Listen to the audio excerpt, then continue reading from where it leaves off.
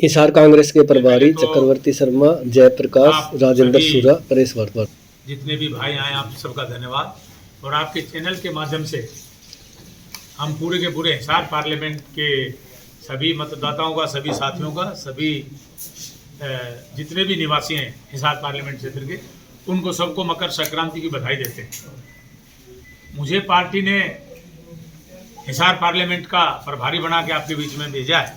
हमारे कांग्रेस पार्टी जिस दिन जब तक चुनाव होगा, जब तक मुझे प्रभारी बना के यहाँ भेजा है, और जिस दिन मतगणना होगी उस दिन तक मैं हिसार के लोगों के बीच में रह के और कांग्रेस पार्टी की जो भी गतिविधियाँ होंगी उसके ऊपर पैनी नज़र रखूँगा।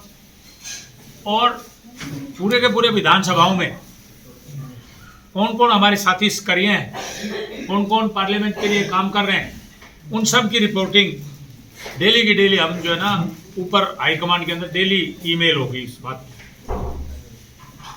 और आज का माहौल देखते हुए मैं ये दावे के साथ कह सकता हूँ कि हिसार पार्लियामेंट इस बार कांग्रेस जीतने जा रही है।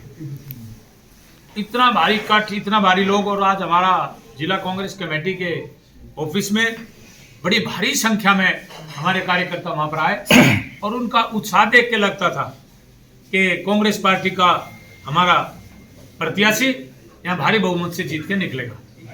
बरवाड़ा विधानसभा की आज मीटिंग कह सकते हैं इसको, जो भाईचारा सम्मेलन था यहाँ पर, चाहे बरवाड़ा विधानसभा के सीट की बात हो या फिर लोकसभा के लिए, जयप्रकाश और सूरा के लेकर के लोगों ने उत्साह दिखाया है। तो आपका आंकलन क्या कहता है, क्या रिपोर्ट पार्टी हाईकमान को देंगे? देखिए जी, मैं क्या पार्टी हाईकमान को आकलन दूंगा ये तो मैं आपको बताऊंगा नहीं। ये कोई it's not a public thing. मैं क्या लिखूंगा ये तो सीक्रेट में रिपोर्ट है ना मेरी, मैं इसको पब्लिक कैसे कर सकता हूँ? आप मेरे से गलत क्वेश्चन कर रहे हैं। नंबर 2, जो भी मैं देखूंगा वो मैं हाईकमांड को दूंगा। बाकी हाईकमांड के ऊपर है वो किसको टिकट देके भेजती है। यहाँ पे हम पब्लिक के जोश वो जैसा काम करेगा उसका तो जाएगा ही। आज चाहे राजेंद्र सूरा हो, तो उधर अनिल मान हो, इतने अच्छे अच्छे फंक्शन किए। आज की पूरी रिपोर्टिंग रात तक हाईकमांड के पास पहुंच जाएगी। शर्मा जी, अभी जयप्रकाश जी भाषण कर रहे थे जब वहाँ पर सभा में जी, तो जयप्रकाश जी ने ये कहा कि बीजेपी ने रामलला का राजनीतिकरण कर दिया है जी, जबकि 1985 में तत्कालीन प्रधानमंत्री राजीव गांधी ने उसका शिलान्यास, ताले खुलवाए थे। ताले नहीं खुलवाए, शिलान्यास भी करवाया। तो मैं दोनों बोल रहा हूँ, तो क्या कारण है कि बीजेपी उस मुद्दे को हाईजैक कर गई और कांग्रेस जनता के बीच में नहीं जा पाई और उसको भुला भी नहीं पाई और ये भी नहीं कह पा रही है कि भाई हम इसके असल हकदार हैं? देखिए ब्रदर, ये आपकी सोच है कि हाईजैक कर लिया मुद्दा, ऐसा कुछ नहीं है। वो इसका राजनीतिकरण करना चाह रहे हैं। देखिए हमारे हिंदू धर्म में शंकराचार्य से बड़ा कोई नहीं। चारों शंकराचार्य में एक शंकराचार्य भी माने जा रहा है। उसका कारण क्या है कि देखिए, जो भी मंदिर होता है, मंदिर के ऊपर शिखर होती है, शिखर की अलग पूजा होती है, और उस पर एक ध्वज होती है, उस ध्वज की अलग पूजा होती है। जब तक ध्वज की पूजा होके मंदिर पे नहीं लगेगा, हिंदू धर्म के पुराण पढ़ो, उसके अनुसार जब तक वो मंदिर कंप्लीट नहीं माना जाता। शंकराचार्य जी ने क्या कहा है कि हमें कोई वहां जाने से आपत्ति नहीं है, हमें इस बात से आपत्ति है कि हम इनकम्प्लीट मंदिर में क्यों जाएं। और ये सिर्फ राजनीति के लिए अर्ली डेट करो, जल्दी करो, ताकि चुनाव के अंदर भारतीय जनता पार्टी इसका फायदा उठा सके। लेकिन आज पूरे देश के लोग इस बात को समझ गए और इसको कोई राजनीति में इनको फायदा नहीं होने वाला। ये आपका आकलन हो सकता है, मेरा नहीं। हर घर कांग्रेस और कांग्रेस जन संदेश यात्रा, ये आपके मीडिया साथियों की बात हो सकती है, मेरी नहीं। जो भी कोई कांग्रेस पार्टी का नेता हो, कोई कांग्रेस पार्टी का कार्यकर्ता हो, अगर कांग्रेस के लिए कोई काम करता है तो सबका स्वागत सभी करने के क्यों नहीं कर सकते।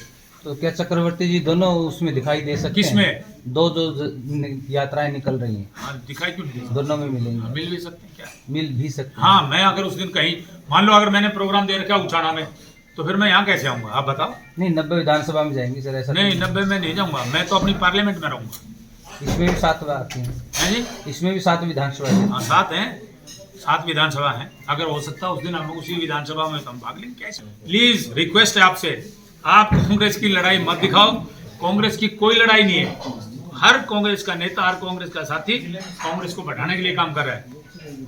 हम लड़ाई कहाँ दिखा रहे हैं? देखो, मैं अब भी कह रहा हूँ और मैं हमेशा से कह रहा हूँ, क्योंकि राम जी के सबकी आस्था राम जी सबके थे, सबके हैं, सबके थे। लेकिन राम जी को मंदिर को लेकर के जिस तरह का राजनीतिक माहौल बनाया गया, आज पुरी के जो शंकराचार्य है, मैंने उनका बयान पढ़े, बोला भाई अभी तो ये तो काम साधु संतों का है। बताओ, पॉलिटिशियन यूं काम भी करने लगे, धर्म पे भी कब्जा कर लिया, ये जुडिशरी पे भी कब्जा कर लिया, और एग्जीक्यूशन और लेजिस्लेशन इन पे है ही कब्जे में। तो फिर ऐसे थोड़ा चलता है। धर्म को राजनीति से अलग रखना चाहिए, ये मेरा भारतीय जनता पार्टी के लोगों को सुझाव है।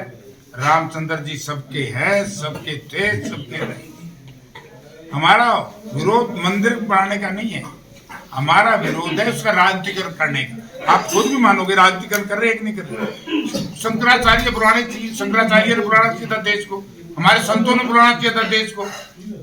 और देश को मोदी जी मर्जी किसी को बुला लो, मोदी जी मर्जी किसी को हटा दो। तो यह मैं बात कह रहा था, अरे मैं आज भी कह रहा हूँ कि इसका नुकसान रहेगा। राजनीतिक लोगों का कब्जा धर्म पे भी हो गया तो फिर हमारा जीना बड़ा मुश्किल। भाट न्याय जो अध्यक्ष बनाया है वो माननीय खड़गे जी को बनाया है, जो दलित समाज से संबंध रखते हैं। और आज के बाद तो बीजेपी की नींद हमारा क्योंकि मैंने जो बात कही थी, चाहे इसके आदमपुर के नतीजे हो और चाहे आज देश की व्यवस्था का प्रश्न हो, इस सारी व्यवस्था में SC-BC का रुझान कांग्रेस के साथ बड़ा तेजी से जुड़ रहा है। और उसी वजह से ये लोगों के पास पुलवामा का तो सारा देख लिया आपने, पुलवामा का क्या आया, ये जयप्रकाश नहीं कहता, उस वक्त के माननीय राज्यपाल ये बात कह रहे सतपाल मलिक, और उस 19 में वोट मांगे पुलवामा के नाम से।